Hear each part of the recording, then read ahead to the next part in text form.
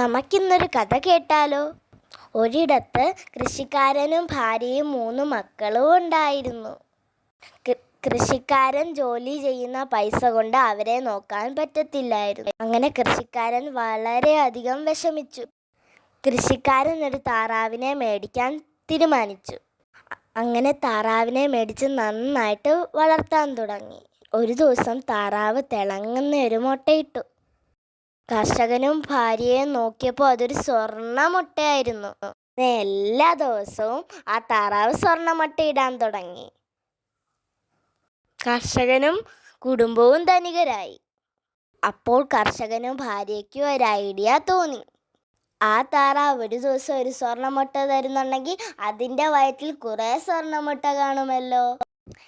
അതിൻ്റെ വയറൊന്ന് കീറി നോക്കിയാലോ നമുക്ക് എന്നവർ ചിന്തിച്ചു.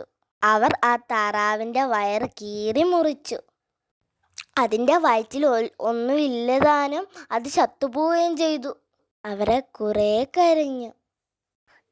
ഈ കഥയുടെ ഗുണപാഠം എന്താണെന്നറിയാമോ? അത്യാഗ്രഹം ആപത്ത്. സ്വർണ്ണമുട്ടയിടുന്ന താറാവിനെ ആരെങ്കിലും കൊല്ലുമോ? എല്ലാവർക്കും കഥ ഇഷ്ടമായെന്ന് വിശ്വസിക്കുന്നു. ഞാൻ സിദ്ധി നാരായണി. കൂടുതൽ കഥകൾ കേൾക്കുവാൻ എൻ്റെ ചാനൽ സബ്സ്ക്രൈബ് ചെയ്യുക.